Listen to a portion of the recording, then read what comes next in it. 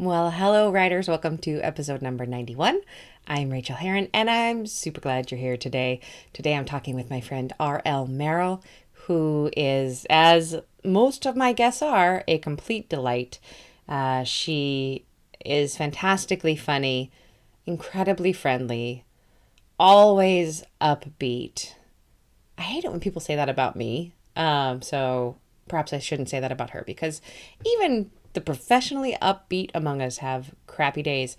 And I'm sure she does too. But she just always has that vibe of being really glad to see you and happy to do what she's doing. And I love talking to her about writing.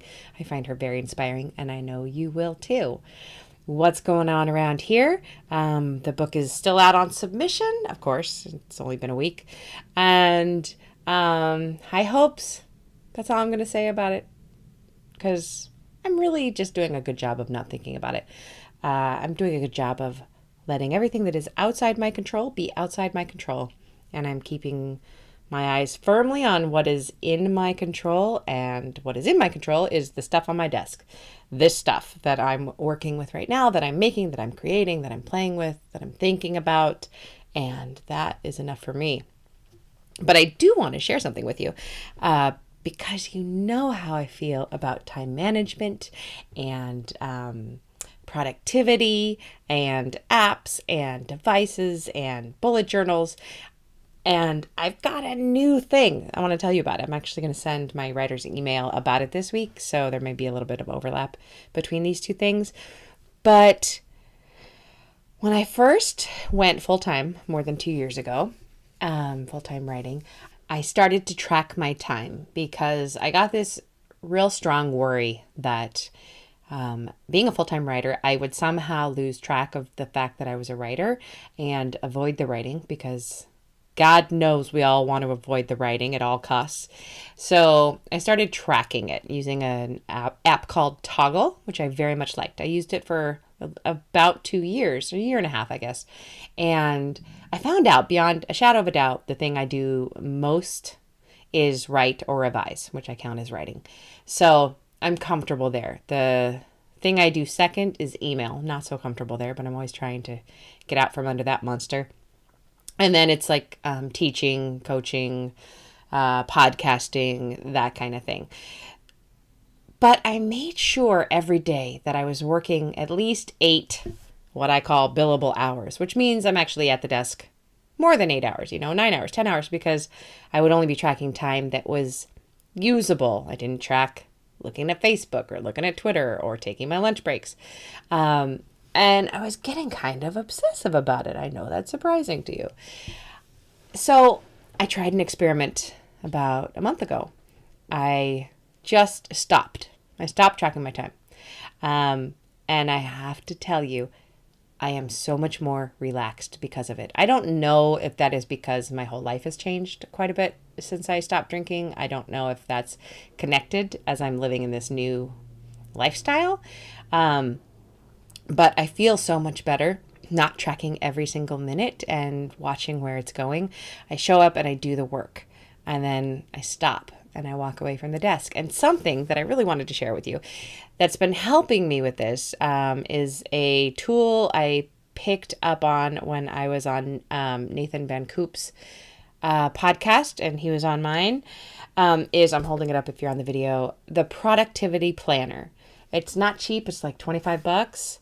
And it's real simple. I don't think you even need it. However, because I'm going to tell you what it does.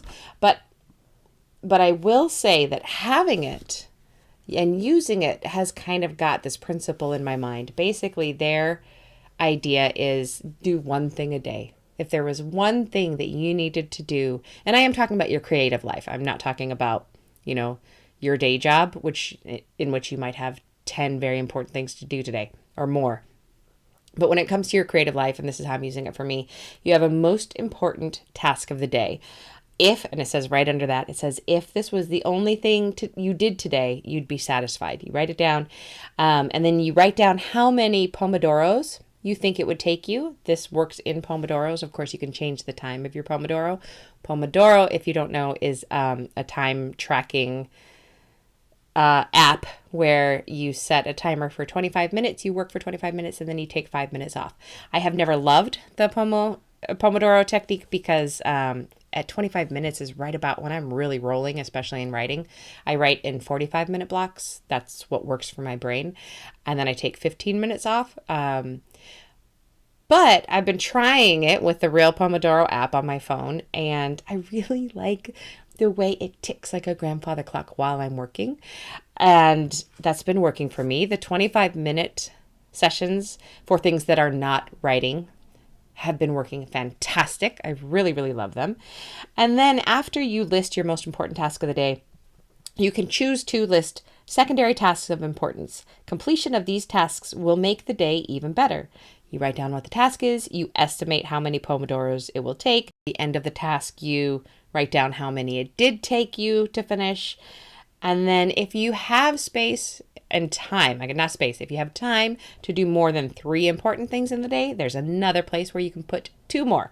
Those are just simply additional tasks. The line under that reads, do these only after you have completed the tasks above. Y'all, this is just working for me. It's reminding me that instead of getting caught up in email loops or things that happen that I have to react to and take time out of my day to do, it reminds me that if I did nothing but spend an hour and a half plotting my next book today, I would be happy. So that goes at the top. And I do an hour and a half of plotting, and then I'm happy. And then I could start hitting the other things. What it's been doing is it's been getting me to do some of those things that I've been really dreading and putting off. And somewhere in the book, I think it's got a bunch of information in the front of the book of like how to do it and how to use it. And somewhere I think it said, if it's the thing you dread the most, that's probably what you need to do. Perhaps that was in the book that I'm reading right now called Die Empty: Unleash Your Best Work Every Day. It's by Todd Henry, and I'm really enjoying it. Fun fact, I thought it was so great. I emailed Joanna Penn to say, oh my gosh, you have to read this book. And she emailed me back and said, I had him on the show. And I realized that's probably where I'd heard about the book. But he has the same principle that the productivity planner has, that it is just to focus on your most important thing today. It doesn't have to be a big thing, but something in your creative life that you would like to get done and not forget about and not push off to tomorrow. And yeah, if it's the thing you're dreading, it might be the thing you have to focus on. Like this morning, I have had my head in the sand about paying bills for like the last 2 months and updating my budget and all of that. So that was on the bottom of my list for a couple of days. And last night when I was looking at what I would do today, I put bills on the top. That was the thing I did. That was the thing I did as soon as I sat down. I did not write first today. I did the bills because they were the thing I was dreading the most and the thing I was putting off. And now they're done and I feel great. So I can highly recommend the Productivity Planner. TM. I am actually going to transition out of using the book itself and go back into my Midori Traveler's Journal, which, if you're on the video, is this guy, the leather thing, and I hold my bullet journal in it and my plotting and my diary because I like having one book and I really love that particular format. So I'm going to be using a Midori insert to do the same thing that the Productivity Planner has taught me to do. So if you're a productivity nerd like me, you have enjoyed this little section. If you are not, let's jump out of this section because you're rolling your eyes and you're saying, I already do my work, Rachel. Stop it. Well, good for you. I want to be you someday when I grow up. Very quickly, thank you to new patron Sue Roth. You are awesome. Thanks to everyone who supports me on patreon.com/Rachel. It means the world. It makes the difference of me being able to do this financially. And even $1 helps. You can go check that out over there. And I send out essays that I'm really proud of. And the garden essay that I sent out last week, I've been getting a really good response to. Maggie said that my essays make her remember things about her life in the past, things that she'd never thought to remember before. And I just thought that was the most beautiful compliment. So thanks for that, Maggie.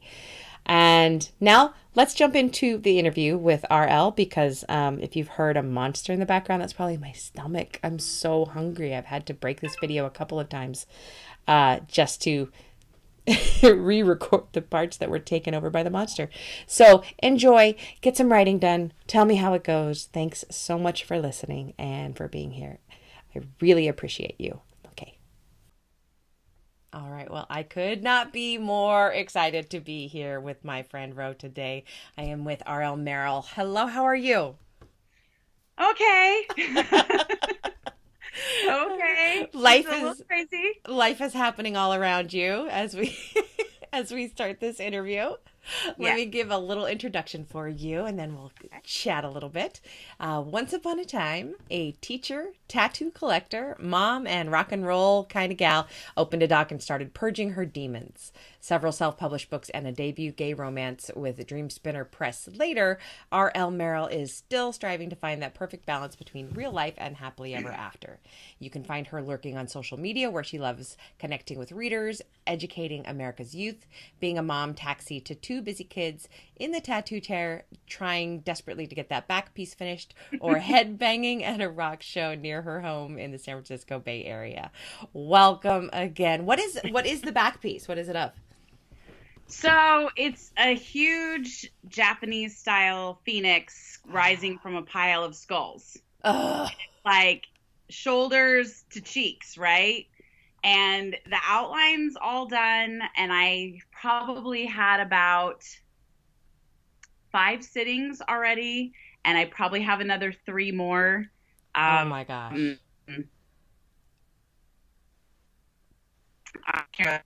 Rose tattoo in Berkeley, and she's wonderful. And I just kept getting sick after the sittings, and so I decided to take some time off and let my body have a break. And now when I call her, she's probably going to be mad at me. She's like, "Don't disappear on me." Okay, it's probably been 2 years since I've been back. That's great though. I've never had a tattoo longer than one sitting. I could not even imagine. Yeah, Oh. I will admit this one has been the most painful, and I have had to use lidocaine cream before I Uh-huh. go in, which I never had to do before, but it's really painful, especially across the kidneys. That area is really, really bad, Yeah. and I wasn't prepared for that because I'm already heavily tattooed, but I was not prepared for this huge undertaking. Yep, I'm going to stick to my shoulder things. that's, Yeah. that's just fine. Well, let's talk a little bit about your writing and your process. We know each other from RWA and we serve on the board together. And I just fell in love with you the first time we met. I just thought this is a cool chick and she's going to be my friend. So I'm glad that Yeah, I I made think that you happen. and Sophie actually were together at the first meeting I went to, like 4 years ago. 4 years ago, June. Oh, wow. It was that at And Chevy's? no, it was when we were still at Pyramid. Oh my gosh. Okay. Yeah, That's yeah. right. Just That's kind right. of took me in and come Yes. on, come with us.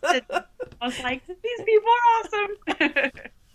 Well, I just love you. And I want to hear about how you write because you do that whole balancing act mom, full time job, full time intense job, plus writing and publishing. So, what is your process like? When and where and how do you get the writing done?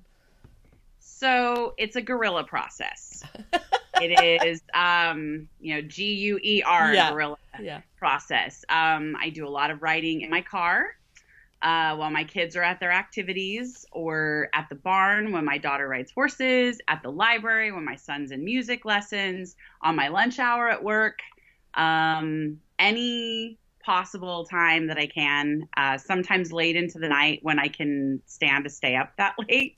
But I'm a high school teacher by day, so I have to be up early and out the door. So some nights I am a night person. Like I prefer to Mm. stay up late at night, but the body is like 5:30 is going to come really early if you don't go to bed. Oh my goodness. And so, do you carry your laptop with you or do you write on Yeah. different platforms? Yeah. My laptop's with me all the time, but I have done a lot of writing on my phone on Google Docs. I'm So always amazed at people who say that. That's, yeah, I do it whenever it's absolutely necessary. Like for example, I think it was about a year and a half ago. My daughter had a horse show at Pebble Beach, and it was beautiful place. It was freezing cold that day and windy, and I sat like under a blanket in the tent and just on my phone for about 5 or 6 hours, and that actually turned into Hurricane Reese. So, which was my novel that came out with Dream Spinner in January. So yeah. Wow. Yeah.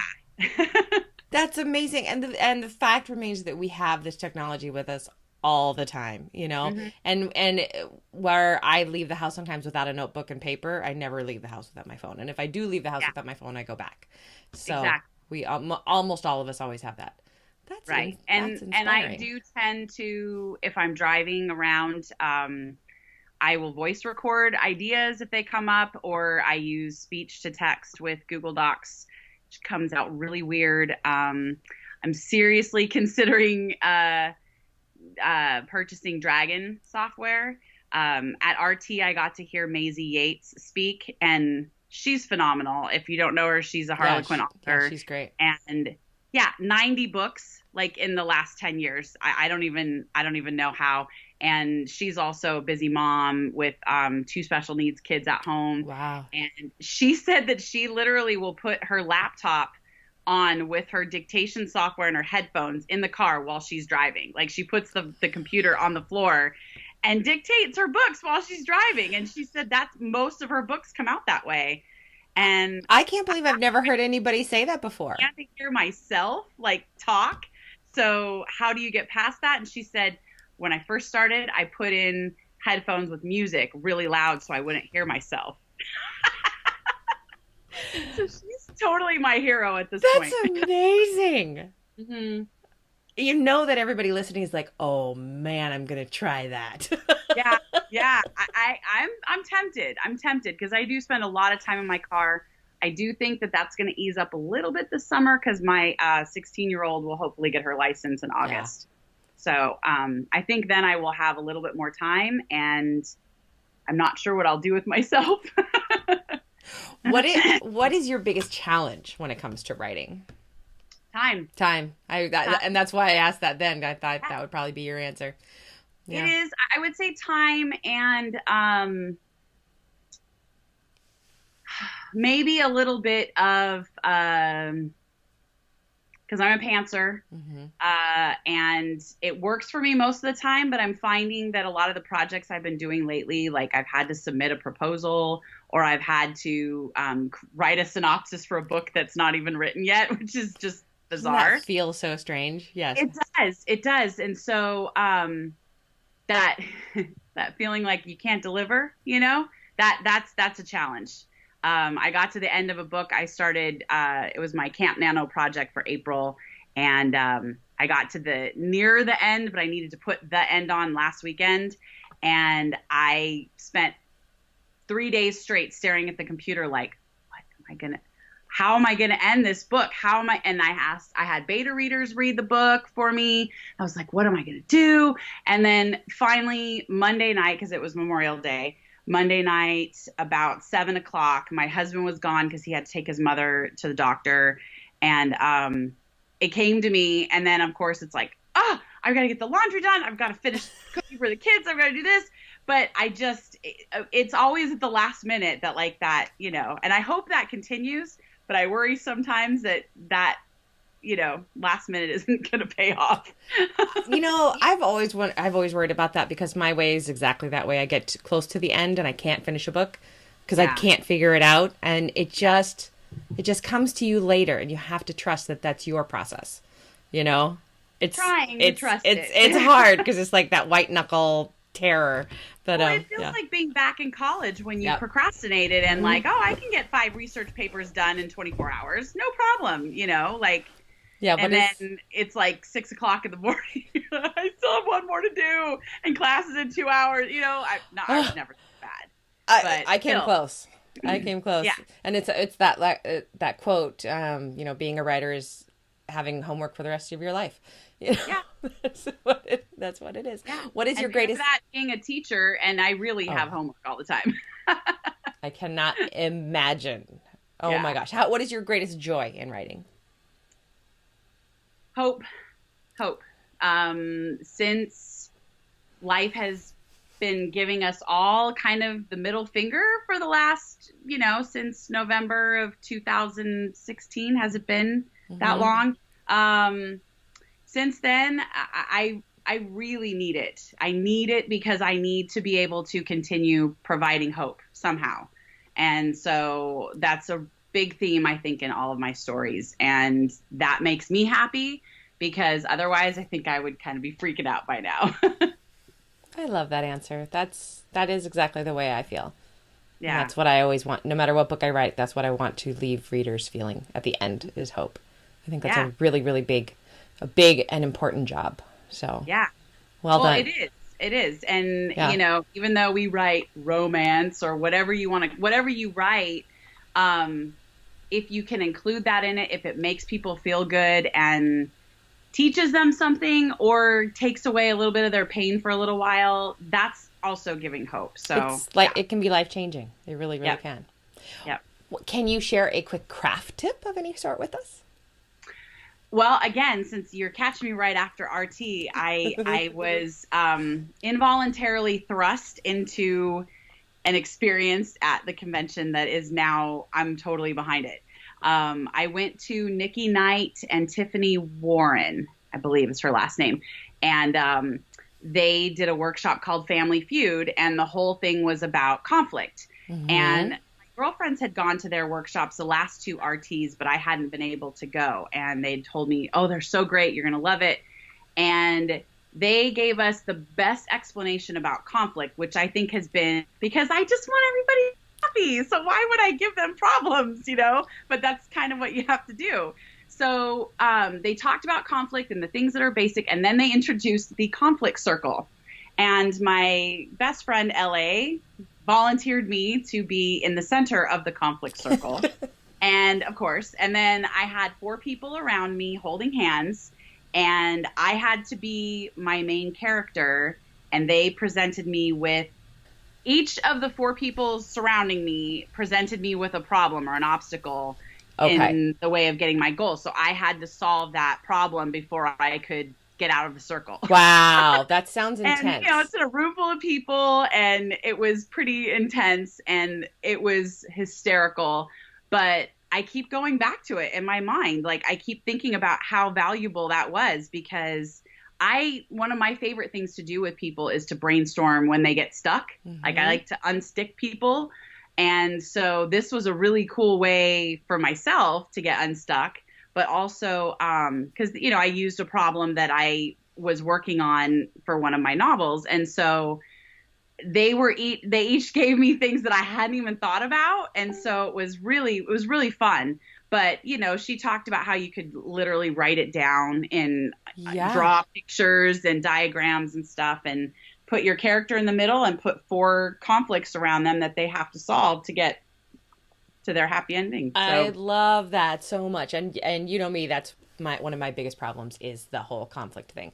Yeah. And when you do this kind of thing with other people, it always blows my mind at how different we are. I will think that I have thought of everything in the universe, and then I realize I have thought of one thing in a million, and other people are thinking of other amazing things around me, helping me out. So that's so cool. Yeah.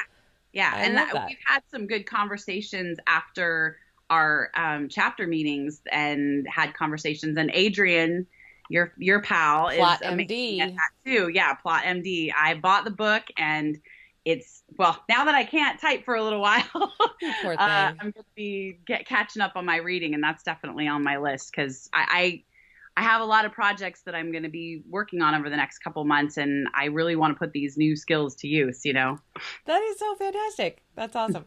Okay, so when you do have self-doubt or those dark days, what do you do to help yourself handle that?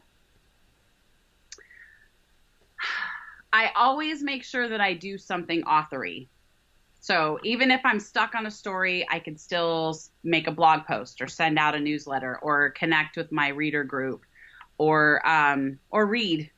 That's kind of my main go-to is to just read, and you never know what's going to inspire you. It always makes me feel better. So sometimes that's all you need.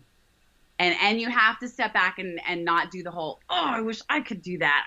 This is so good. Why didn't I write that?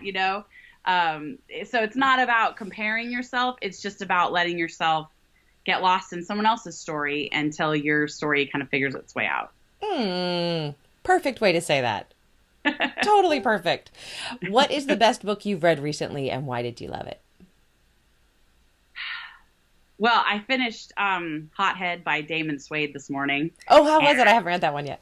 it was really good. I had read a bunch of good things about it, and I'm one of those people that tends to, if too many people are excited about something, I tend to shy away from it. Like I've never read Gone Girl, and I haven't seen the 50 Shades movies. Like I kind of, if too many people are into it, and I'd heard so many good things about his this book, and I've read one of his other books, and I really liked it. So I was like, you know what, this is, and it was one of those, like I read until I thought it was 12:30 last night. My husband said it was 1:30 when he woke up and yelled at me. So I'm not really sure what time I turned off the light last night, but I finished that. That was really, really good. It was called one of the top 100 love stories or romances like out there, and I can see why. I really can.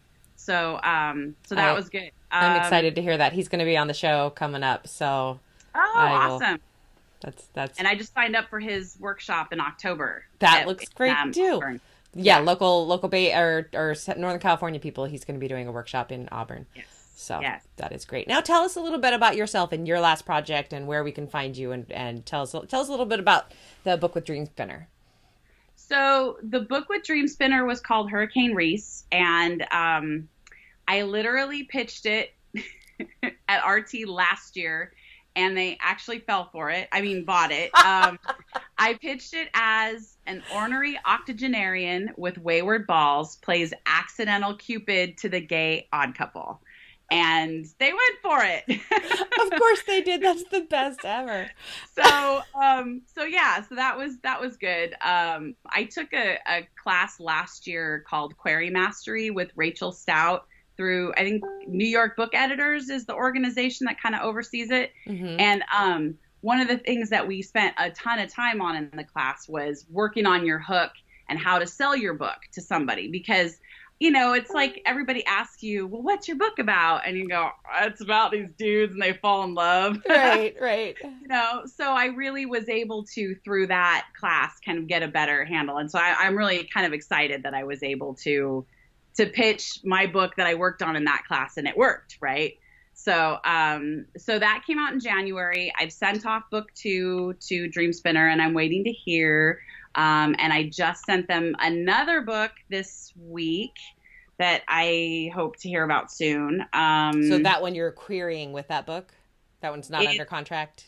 No, it's not under contract. Okay. I send it into their Dream Spun Desires line, which one of our other chapter members happens to be the acquiring editor, Sue Brown Moore.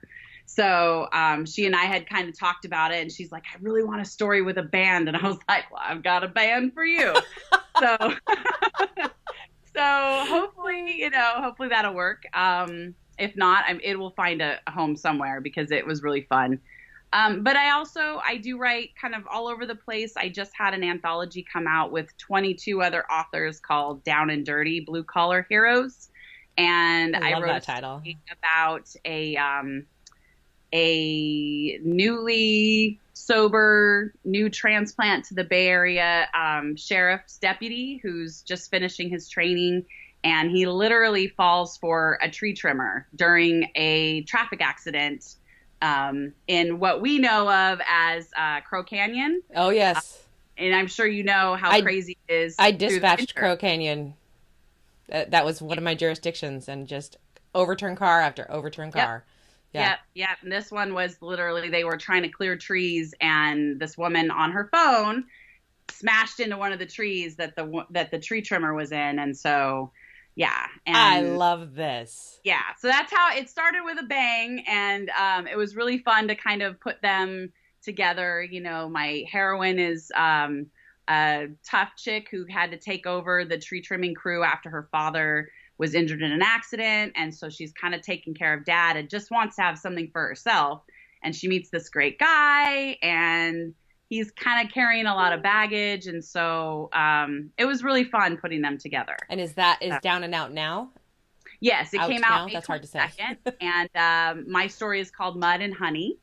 and little dirty, a little sweet. So I mean, there's mud and honey in the story. That's all Yeah. I'll I So, love this.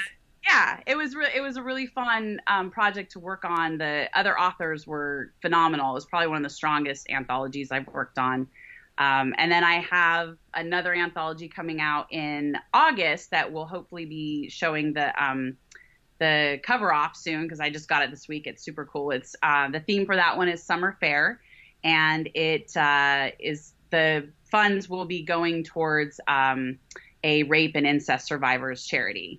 And the story I wrote is about a woman who has to get some units out of the way. So she decides to take a summer theater program and falls for one of the instructors at her college.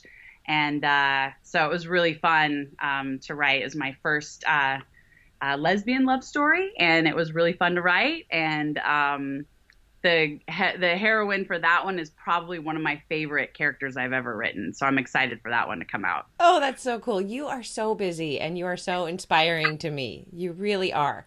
The way that you just seem to embrace everything that you do, and you show up always with this Happy yeah. thing. Yes, yes. You show up and you show up as a happy person and you love a happy ending.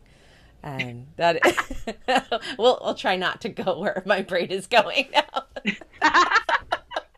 Where can people find you online? So you can find me at www.rlmerrillauthor.com. And just like I always think of the goose from Charlotte's Web, it's double R and double L in Merrill. On Facebook at facebook.com/Ro Writes Rock and Romance, all one word, and on Twitter as RL Merrill Author. And I like to play on Instagram a little bit. It's fun. So, and that's also RL Merrill Author. Fantastic. Thank you, Ro. It's been a total delight to talk to you. Thank you for having me. Always. And we'll talk soon. Thank you. I appreciate it, Rachel. Take care. Of course. Bye.